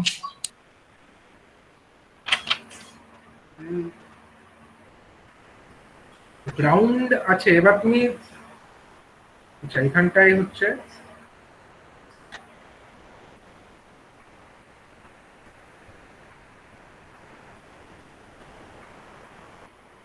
ছেড়ে দাও কারেন্টটা। আমি এও করতে চাইছি না, মানে কারেন্টটা যেটা এখান দিয়ে যাবে, এই দিক দিয়ে যে কারেন্টটা যাওয়ার কথা, দেখো আমরা তো এটার ইকুইভ্যালেন্ট সার্কিট অ্যানালিসিস করার চেষ্টা করছি। আমরা এই জায়গাটা তো সার্কিটটাকে অ্যানালিসিস করার চেষ্টা করছি, মানে ওই ব্যাপারটা থেকেও মানে ভোল্টেজ এখানটায় কত আছে, এখানে যদি আমরা 0 ভোল্টেজ ধরেও নিই, এখানে যদি আমরা 0 ভোল্টেজ ধরেও নিই, কিন্তু তার সাপেক্ষে এখানে কত কারেন্ট আছে আমরা সেটা কি বার করতে পারবো? এখানে আমরা কারেন্টটা কিভাবে বার করবো? কারণ এই যে ওয়্যার, এর তো কোনো রেজিস্ট্যান্স বা কিছু এরকম তো বলা সম্ভব না। কিন্তু এই ব্যাপারটা অনেক বোঝাটা ইজিয়ার হবে যে যখন এটা একটা অপ অ্যাম্প হিসাবে কাজ করছে এবং এখানে তো কোনো রাস্তা নেই, এদিক দিয়ে কি কারেন্টের কোনো রাস্তা আছে? এদিক দিয়ে যাওয়ার তো কোনো রাস্তা নেই, রাস্তা তো নেই। এরকম যদি রাস্তা থাকতো তাহলে আমরা সেটা কনসিডার করতাম। কিন্তু এখন এখানে এসে কারেন্টটা যাবে কোথায়? এখানে এসে কারেন্টটা ঢুকবেটা কোথায় বলো? এখানে তো ভেতরে ঢুকতে পারবে না। এই যে অপ অ্যাম্প, এর তো ইনপুট, এই যে এটা ইনপুটের দিক, এই ইনপুটের দিকের ইম্পিডেন্স তো ইনফিনিটি। ইনফিনিটি যদি আমরা নাও ধরি, একটা যদি প্র্যাকটিক্যাল অপ অ্যাম্পও ধরি, এটা ভালো রকম একটা হাই ইম্পিডেন্স আছে, তাহলে এখানে তো কোনো কারেন্ট ঢোকা সম্ভব নয়। এবার তখন আমরা যদি ওটা করতে চাইতাম তখনই আমরা করতাম যদি আমাদের এখানে ফিডব্যাক একটা পাথ থাকতো। এখানে যদি একটা ফিডব্যাক পাথ থাকতো তখন কিন্তু আমরা এটা ধরতাম যে এখানে 0, তার মানে এখানেও 0। তাহলে এখানে যদি কিছু রেজিস্ট্যান্স থাকতো তাহলে সেই রেজিস্ট্যান্সে কত, সেই কারেন্ট এই রাস্তা দিয়েও ফ্লো করছে, এটা আমরা ধরতাম। কিন্তু এক্ষেত্রে আমাদের সেরকম কোনো ধরা দরকার নেই, কারণ এখানে আমাদের এই কারেন্ট তো ঢুকবেই না, কারণ এখানে হাই ইনপুট ইম্পিডেন্স আছে বলে। সেই জন্য আমরা এখানে কনসিডার করবো না। যদি এখানে ফিডব্যাক একটা পাথ থাকতো তখন করতাম। তো এই জায়গাটাকে আমরা একটু বোঝার চেষ্টা করি। এই যে জায়গাটা, এই জায়গাটাকে আমরা সিম্পলিফাই করে একটু আঁকি, ঠিক আছে? ভি আউট এবং তার সঙ্গে কি আছে দেখো, ভি আউট আছে, একটা ভি আউট আছে এবং তার সঙ্গে আমাদের দুটো রাস্তা আছে। একটা হচ্ছে এরকম একটা রাস্তায়, তাহলে কে কে থাকবে বলো? এই রাস্তায় আমার দুজন আছে, Z1 Z3 আর একটা আছে Z2 প্যারালালে। হ্যাঁ, আরেকটা হচ্ছে Z3 আমাদের প্যারালালে আছে, মানে আমি একটা হচ্ছে ভি আউট নিচ্ছি, উপরের পয়েন্টটাকে সে আমরা ভি আউট নিচ্ছি, এটা হচ্ছে সে আমাদের ভি আউট, এবং এইটা ধরো আমাদের গ্রাউন্ড, এটা হচ্ছে ধরো আমাদের গ্রাউন্ড। তাহলে যেটা হচ্ছে, এটা হলো ধরো আমাদের Z1, সরি প্রথমে কে আছে, ভি আউটের সঙ্গে প্রথমেই লেগে আছে এদিকে Z3 লেগে আছে, তাহলে Z3 লিখি, এটাকে Z3 লিখি, তলারটাকে Z1 লিখি, তলারটাকে Z1 লিখি, আর এইদিকের রাস্তায় কে আছে, এটা হচ্ছে Z2, তাহলে Z2। তাহলে ফিডব্যাক ভোল্টেজটা কোন জায়গা থেকে নিচ্ছি বলতো? ফিডব্যাক ভোল্টেজ যেটা নিচ্ছি সেটা কোথা থেকে নিচ্ছি, এই জায়গা থেকে ফিডব্যাকটাকে নিচ্ছি, এখান দিয়ে ফিডব্যাক ভোল্টেজটা আমার ইনভার্টিং টার্মিনালে যাচ্ছে। তাহলে এই জায়গাকার যে ভোল্টেজ, তার মানে কি Z3 এবং Z1 এর এই জায়গাটার যে ভোল্টেজ, সেটাই হবে আমার কি, সেটাই হবে আমার ভিএফ, ফিডব্যাক ভোল্টেজ, ঠিক কি না বলো? এটা বুঝতে পারছো সবাই? এই যে জায়গা থেকে হ্যাঁ যে স্যার। ভোল্টেজটা হচ্ছে এটাই তো ভিএফ। এই যে এই পয়েন্ট থেকে যে ভোল্টেজটা পাচ্ছ সেটাই আমার কোথায় যাচ্ছে, সেটাই আমার এই ইনভার্টিং টার্মিনালে গিয়ে ঢুকছে। তাহলে এই জায়গাকার ভোল্টেজটা আমাকে মাপতে হবে, ভিএফ ভোল্টেজটা মাপতে হবে। সেটা যদি আমরা এই ডায়াগ্রামটাকে এইভাবে আঁকি বুঝতে সুবিধা, এই জায়গাকার ভোল্টেজ হলো ভিএফ। তাহলে আমাকে বলো এই ভিএফ ভোল্টেজের মান কত হবে ভি আউটের সাপেক্ষে লিখলে? আমরা কি বলতে পারি, এই ভি আউট জন্য যে কারেন্টটা, এই রাস্তা দিয়ে একটা কারেন্ট ফ্লো করবে গ্রাউন্ড পর্যন্ত, সেই কারেন্টের জন্য আমরা ভিএফ কত পাবো? এই কারেন্ট যদি আমরা I1 ধরে নিই, সাপোজ এই রাস্তা দিয়ে যে কারেন্টটা আসছে সে ধরো এটা আমরা I1 লিখলাম, এটা যদি আমরা I1 লিখি, তাহলে I1 সমান কত? I1 ভি সমান out by V out by Z1 plus এই Z1 plus Z3। Z1 plus Z3। তাহলে বলো ভিএফ ভোল্টেজটার মান কত? স্যার ওর সঙ্গে Z1টা গুণ করে দিলেই হবে। ওর সঙ্গে Z1টা গুণ করে দিলেই আমরা ভিএফ এর মানটা পেয়ে যাবো। ভিএফ ইজ ইকুয়াল টু হয়ে যাবে I1 গুণিত Z1, I1 গুণিত Z1, দ্যাট মিনস হয়ে যাচ্ছে আমাদের Z1 divided by Z1 plus Z3, Z1 plus Z3 multiplied by VF, ঠিক আছে, সরি ভি আউট। এখন এই ভিএফ বাই ভি আউট এই জিনিসটাকে কি বলে বলো তো? ভিএফ বাই ভি আউট এই জিনিসটাকে অ্যাকচুয়ালি কি বলে? ভিএফ বাই ভি আউট জিনিসটাকে কি বলে? আমাদের যে সিম্পলিফাইড আমরা অ্যাম্পলিফায়ার, ওটাই তো স্যার ফিডব্যাকের গেইনটা। ওটাই হচ্ছে ফিডব্যাক ফ্র্যাকশনটা। ভিএফ বাই ভি আউট যে জিনিসটা, ওটাই তো আমাদের ফিডব্যাক ফ্র্যাকশনটা, বুঝা গেল? ওটাই হচ্ছে আমাদের ফিডব্যাক ফ্র্যাকশনটা। তাহলে ভিএফ বাই ভি আউট এক্ষেত্রে আমার কত আসছে? Z1 divided by Z1 plus Z3 আসছে, Z1 প্লাস Z3 আসছে, ঠিক আছে? তাহলে এই ভিএফ বাই ভি আউট এই জিনিসটাকে আমরা বলবো বিটা, সে আমরা এটাকে বিটা নাম দিচ্ছি কারণ এটা হচ্ছে ফিডব্যাক ফ্র্যাকশনটা। ভিএফ বাই ভি আউট জিনিসটাকে কি বলে? কতটা ফিডব্যাক হচ্ছে বাই কতটা ইনপুট, কতটা আউটপুট হয়েছিল, এই জিনিসটাকে আমরা ফিডব্যাক ফ্র্যাকশন বিটা নাম দিই, বা এমভিও বলতে পারো তোমরা, এমভি নামেও রাখতে পারো এটাকে, আমি এখানে বিটা নাম দিলাম, divided by Z1 plus Z3, বুঝা গেল? তাহলে ফিডব্যাক ফ্র্যাকশনের মানটা তো পেয়ে গেলাম, আমরা পেয়ে গেলাম। স্যার বলছে আগের পেজটা একবার বার করুন একটু। হ্যাঁ, এইটা ছিল। হ্যাঁ স্যার, মানে ছবিটা একটু এঁকে নেবো। ও আচ্ছা, এই ছবিটা না পরেরটা, বলো কোনটা আনবে? এটা নয় স্যার, পরেরটা। পরেরটা, ঠিক আছে।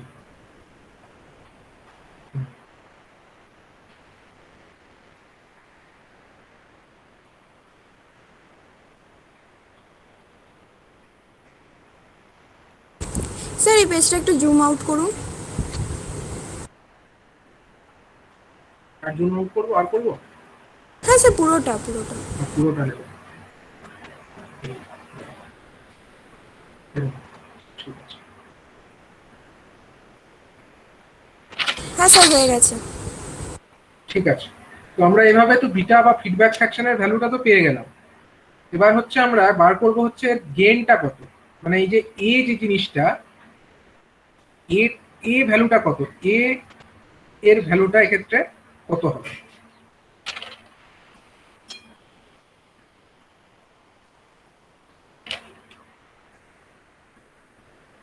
মানে এইখানে সরি, এই অ্যাম্পলিফায়ারের যে গেইনটা উইথ ফিডব্যাকে করবো তো স্যার? হ্যাঁ, উইথ ফিডব্যাকে আমাদের গেইনটা কত হবে সেইটাকে এবার আমরা হিসাব করার চেষ্টা করব। ঠিক আছে, এবার হচ্ছে কি এভি যেটা সেটা হচ্ছে এর ভেতরকার গেন, মানে অপাম্পটা নিজস্ব ভেতরকার যে গেন সেটাকে আমরা এভি বলেছি, সেইটা নয়। আমার উদ্দেশ্য হচ্ছে এটাকে বার করতে হবে, যাতে আমি এ ইন্টু বিটা এই জিনিসটাকে আমরা হিসাব করতে পারি। কারণ আমরা জানি বার্কহাউজেন যে ক্রাইটেরিয়া সেই অনুযায়ী এ ইন্টু বিটা ওই গুণফলটাই হচ্ছে আমার 1 এর সঙ্গে সেম হতে হবে। ঠিক আছে, এখন এই এটাকে মানে এ ভিটা তো আমাদের শুধুমাত্র যদি অপাম্পটা থাকতো, বাইরে এসব কিছু না থাকতো তখনকার গেন। ঠিক আছে, কিন্তু বাইরে তো আছে অনেক কিছু, এখানে তো অনেক কিছু লেগে আছে, তার জন্য এটার যে গেনটা পরিবর্তিত হবে একটু। সেই পরিবর্তিত গেনটা কত সেইটাকে আমরা এ নাম দিচ্ছি ফর এক্সাম্পল। তো সেইটাকে আমরা বার করবো, মানে অ্যাকচুয়ালি যেটা আমাদের এই ক্ষেত্রে এই যে জিনিসটা, এই যে জিনিসটা মানে এই যে লোডটা বা ট্যাঙ্ক সার্কিট যেটাকে আমরা বলছি, সেই ট্যাঙ্ক সার্কিটের অ্যাক্রসে কতটা আমরা ইম্পিডেন্স পাচ্ছি এবং সেখানে কতটা ভোল্টেজ আমরা অ্যাকচুয়ালি পাচ্ছি, সেই জিনিসটাকে আমাকে বার করে দেখাতে হবে। তো আমি যদি এই পার্টটাকে একটু ভালো করে আঁকি, ছোট মানে আরেক জায়গায় যদি আমরা আঁকি, তাহলে দেখো দেখি এইখানে কারেন্ট যেটা ফ্লো হবে, এই জায়গাটা একটু ভালো করে দেখো। এখানে আমার একটা ভোল্টেজ সোর্স আছে মাইনাস এভি ইন্টু ভিআই, এখানে একটা রেজিস্ট্যান্স আছে আর ও, এখানে আমাদের কি আছে, একটা পাথ আছে গ্রাউন্ড পর্যন্ত, একটা পাথ আছে, সেই পাথে কে আছে আমার Z2 আছে, আর একটা পাথ আছে সেটাতে আমার কি আছে Z3 এবং Z1 আছে। তাহলে এই যদি অংশটা আছে, এই অংশটাকে যদি আমি একটু বড় করে এক জায়গায় আঁকি, তাহলে আমি কি দেখতে পাবো? তাহলে আমি এই জায়গাটাকে শুধু একটু ভালো করে আঁকছি, হ্যাঁ ওই জায়গাটাকে একটা মেস, এটা একটা কেভি এটা একটা লাগাতে মেসের পারবে। মতো হবে, এটা একটা মেসের মতো নিশ্চয়ই হবে। তাহলে ওখানে আমাদের কি কি আছে বলো, আমি খালি ওই দিকটাকে আঁকছি কিন্তু অন্য দিকটা আমি আঁকছি না, বা পুরো জিনিসটাকে আমি আঁকছি না। এটা হচ্ছে মাইনাস কত AV into minus of AV into VI, এটার নাম, এই ভোল্টেজ সোর্সের নাম। এখানে একটা রেজিস্ট্যান্স আছে, ধরো এটার রেজিস্ট্যান্স যেটা আমাদের অপ্যাম্পের ইন্টারনাল সরি মানে আউটপুটের দিককার যে রেজিস্ট্যান্স সেটাকে আমরা আর ও নাম দিচ্ছি। তারপরে আমার এখান থেকে যেটা বেরিয়ে আছে সেটা এবং গ্রাউন্ডের মধ্যে দুটো রাস্তা, একটাতে পাথে আমার কে কে আছে, একটা পাথে আমার এরকম আছে, একটা হচ্ছে আমাদের Z3 আছে, আর একটা আমাদের কে আছে Z1 আছে, এরকম একটা পাথ গ্রাউন্ড পর্যন্ত। আর এই ভিআই এর অন্য দিকটাও তো গ্রাউন্ডে, দেখো ভিআই যেটা এই মাইনাস এভি ইন্টু ভিআই, তার এদিকটাও কিন্তু কোথায় আছে, গ্রাউন্ডের সঙ্গেই ঠেকে আছে। সুতরাং কোনো অসুবিধা নেই, এটা একটা প্যারালাল পাথ হয়ে যাচ্ছে, মানে মাইনাস এভি ইন্টু ভিআই তার একটা দিক গ্রাউন্ডের সঙ্গে যুক্ত এরকম। এবার হচ্ছে তার সঙ্গে আমরা প্যারালাল পাথগুলো আঁকার চেষ্টা করছি। একটা পাথে আমার আছে Z3, তার সঙ্গে আমার সিরিজে আছে কত Z1, আরেকটি প্যারালাল পাথ যেটা আছে সেখানে আমার কে আছে, সেখানে আমার আছে আমার শুধুমাত্র Z2, এখানে আছে আমার শুধুমাত্র Z2।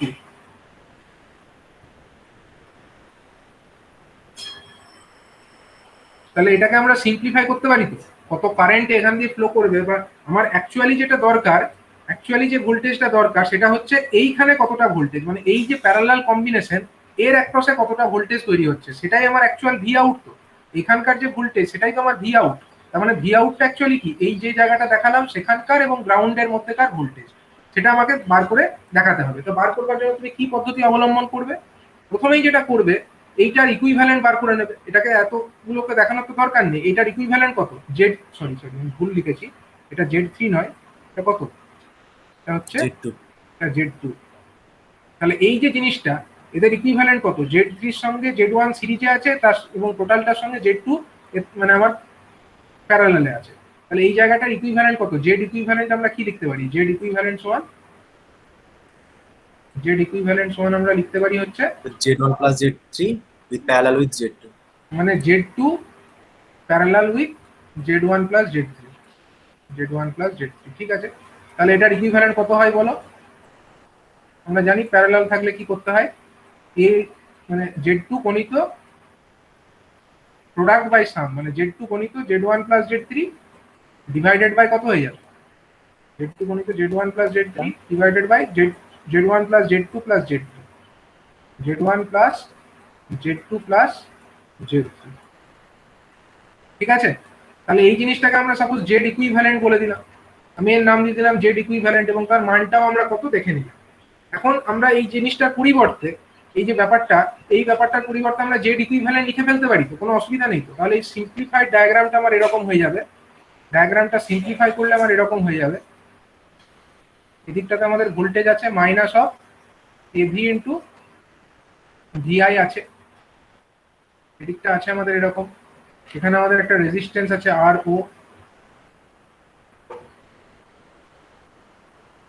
ও, আর এখানে আমাদের একটা এরকম ইকুইভ্যালেন্ট রেজিস্ট্যান্স আমি লিখে দেবো, এই জেড ইকুইভ্যালেন্ট যেটাকে বললাম। তাহলে এবার আমাকে বলো দেখি এই ভি আউট সমান কত, এই ছবি থেকে আমাকে বলো এখানে ভি ভি আউট আউট, হবে sir minus AB into VI divided by R O plus Z equivalent এখানকার ইন্টু জেড ভোল্টেজটাকে ইকুইভ্যালেন্ট। আমরা ভি আউট বলছি, ঠিক। তাহলে জেড ইকুইভ্যালেন্ট ভি আউট সমান আমার হয়ে যাচ্ছে এক্ষেত্রে, ভি আউট সমান হয়ে যাচ্ছে minus of AB into VI, minus of AB into VI. তার জন্য একটা কারেন্ট তৈরি হচ্ছে, এই রাস্তায় একটা কারেন্ট তো আসবে, সেই কারেন্টের মান কত প্রথমে সেটা বার করো, আর ও প্লাস জেড ইকুইভ্যালেন্ট, এবং তাকে কাকে দিয়ে গুণ করবে, কাকে দিয়ে গুণ করতে হবে তোমাকে, জেড ইকুইভ্যালেন্ট দিয়ে গুণ করতে হবে। হ্যাঁ তাকে Okay, জেড ইকুইভ্যালেন্ট, তাতেই আমরা পেয়ে যাবো হচ্ছে আমাদের ভি আউটের মানটা পেয়ে যাবো, ঠিক আছে, জেড ইকুইভ্যালেন্ট। তাহলে এই যে আমরা ভি ইকুইভ্যালেন্টটা পেয়ে গেলাম, ভি ইকুইভ্যালেন্ট যেটা পেয়ে গেলাম, হ্যাঁ এটা তো আমরা পেলাম, সরি ভি ইকুইভ্যালেন্ট নয়, ভি আউট পেয়ে গেলাম। এবার আমরা এই V out by V in এই করে যেটা পাবো সেটাকে আমরা কি বলবো, V out by V in করে যেটা পাবো এটাকে আমরা কি বলবো, এইটা হচ্ছে আমাদের অ্যাকচুয়াল গেইনটা, তাই না? এটাই তো হচ্ছে আমাদের অ্যাকচুয়াল গেইন, এই V out by V in, V out divided by যে ভি আই, সেইটাই তো আমাদের অ্যাকচুয়াল গেইন, যেটাকে আমরা এ বলি। তাহলে এইটা হয়ে গেল আমাদের এ, তাহলে এর মানটা কত হলো, এর মানটা হয়ে গেল আমাদের minus of AB into Z equivalent divided by কত, ab into Z equivalent divided by sorry r O plus Z equivalent, ঠিক আছে। এইটা হয়ে গেল আমাদের এ এর ভ্যালুটা। তাহলে এবার আমরা সবকিছু দেখো পেয়ে গেলাম, এ এর ভ্যালুটা আমরা পেয়ে গেলাম মাইনাস অফ এবি, যেখানে এবিটা হচ্ছে ওই অপ অ্যাম্পের internal gain multiplied by z equivalent, যেখানে জেড ইকুইভ্যালেন্টের ভ্যালুটা আমাদের জানা আছে এইটা, ডিভাইডেড বাই আর ও যেটা হচ্ছে অপ অ্যাম্পের আউটপুট রেজিস্ট্যান্স, প্লাস হচ্ছে জেড ইকুইভ্যালেন্ট, মানে জেড ইকুইভ্যালেন্ট তো বলাই হলো আগে। তাহলে এবার ইন্টারনাল গেইন বলতে ওপেন লুপ গেইনটা তো, ওপেন লুপ গেইনটা, হ্যাঁ ওপেন লুপ অবস্থায় বা কোনো ফিডব্যাক নেই সেই অবস্থাতে এর গেইনটা কত, ঠিক। তাহলে এখন যেটা আমরা পাচ্ছি ওপেন লুপ গেইন মানে কিন্তু মানে তোমার মানে এক্ষেত্রে যেটা আমরা সেই এই ফর্মুলাতে এই যে ওপেন লুপ ফর্মুলা মানে যেটা স্যার ওই সার্কিটটা নিচেকার এলসি গুলো নেই সেই অবস্থায়।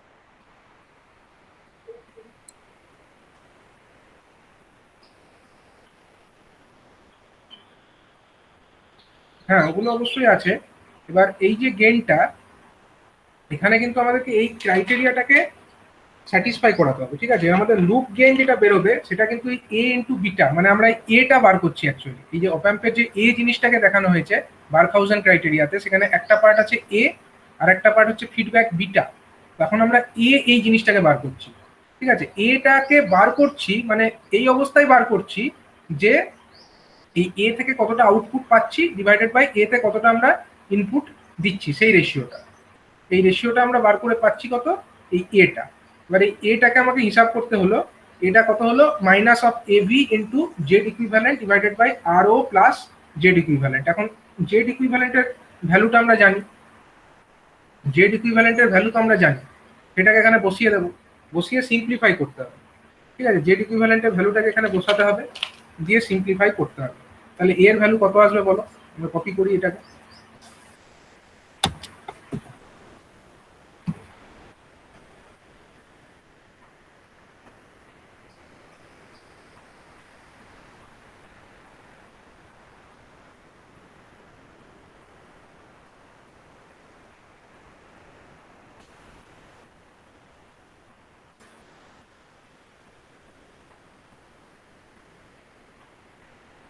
এটাকেও কপি করে রাখি।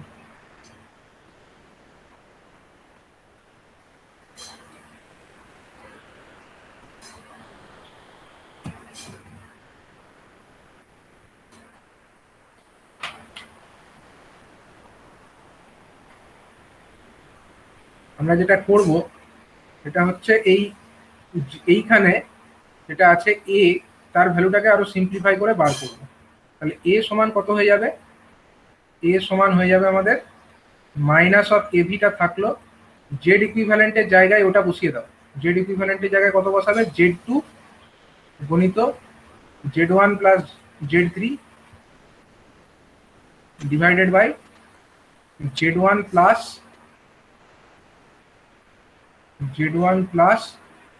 z2 প্লাস z3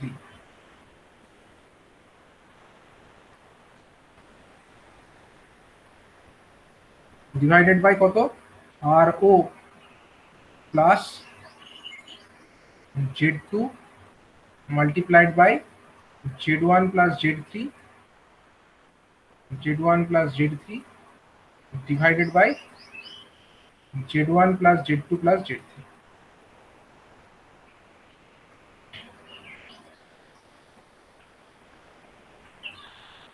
ঠিক আছে, আমরা খালি এই জেড ইকুইভ্যালেন্টের জায়গায় এই জেড ইকুইভ্যালেন্টের যে ভ্যালুটা পেয়েছিলাম সেটাকে বসালাম। এটাকে বসিয়ে আবার সিম্পলিফাই করতে হবে। এটাকে সিম্পলিফাই করলে দেখো নিচের টার্মটা কেটে যাবে, মানে এই টার্মটা আর এই টার্মটা কেটে যাবে। কোনটা কাটবে বলো তো? z1 প্লাস এই z2 প্লাস টার্মটার সঙ্গে এই তলার টার্মটা, এই দুটো টার্ম কিন্তু কেটে যাবে, ক্যান্সেল আউট হয়ে যাবে। তাহলে পড়ে থাকবে কে কে? Minus of ab multiplied by কত হয়ে যাচ্ছে উপরে z2 multiplied by z1 plus z3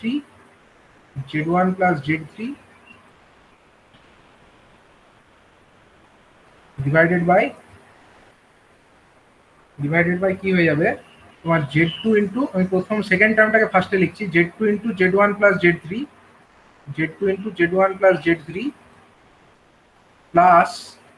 plus হয়ে যাবে আমাদের আর ওর সঙ্গে গুণ হয়ে যাবে কে? আর ওর সঙ্গে গুণ হয়ে যাবে আমাদের এই জিনিসটা, এই তলার জিনিসটা।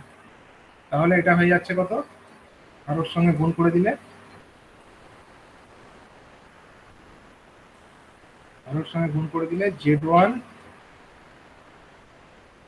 Plus z2 plus z3। ঠিক আছে, এরকম ভাবে করতে হবে, একটু লেংদি হবে কিন্তু এরকম করা যাবে। তো এরকম করে যেটা হলো, এখানে আবার আমরা কতগুলো ভ্যালু জানি। কার ভ্যালু জানি বলো? z1 এর ভ্যালু জানি, z2 এর ভ্যালু জানি, z3 এর ভ্যালু জানি। সেই ভ্যালুগুলোকে এবার এখানে, স্যার এইখানটা আরেকবার বলবেন স্যার, আর ওর পরেরটা বুঝতে পারলাম না। এটার পরেরটা এই জায়গাটা, হ্যাঁ স্যার, হ্যাঁ স্যার। এই যে আর ওর সঙ্গে এটা গুণ হয়ে গেল, এই তলার জিনিসটা, এই জিনিসটা আর ওর সঙ্গে গুণ হয়ে যাবে না? এটা তো আমরা তলায় লসাগু নিয়েছিলাম, এটা তো আর ওর সঙ্গে গুণ হয়ে যাবে, তার জন্য ওটা হয়ে গেল r o into z1 plus z2 plus z3। এটা গুণ হয়ে লিখে গেল। ঠিক আছে, এখন আমাদের যেটা আছে, ভ্যালুগুলো তো জানা আছে, z1 z2 z3 ভ্যালু তো জানা আছে। z1 সমান কত ছিল?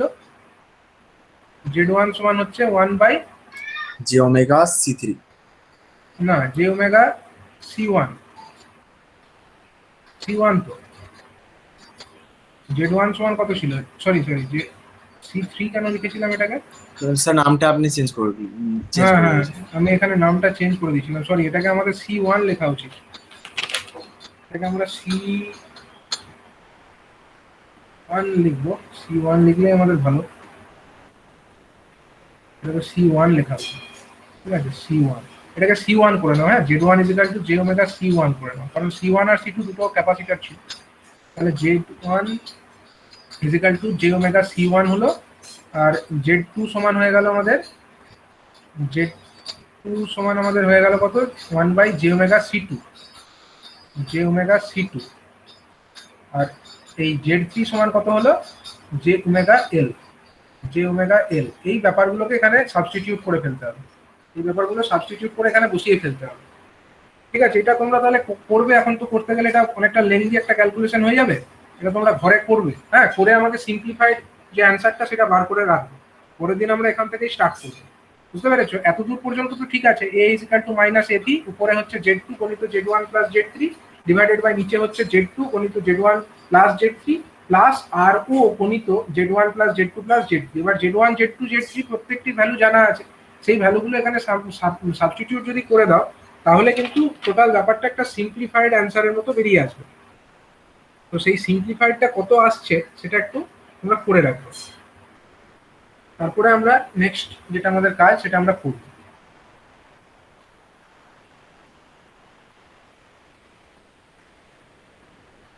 স্যার আগের পেজটা একবার দেখান স্যার।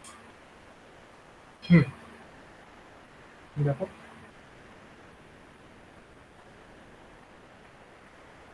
যখন ট্যাঙ্ক সার্কিটটা ছিল তখন তার এটা তো এভিএফ সমান 1 -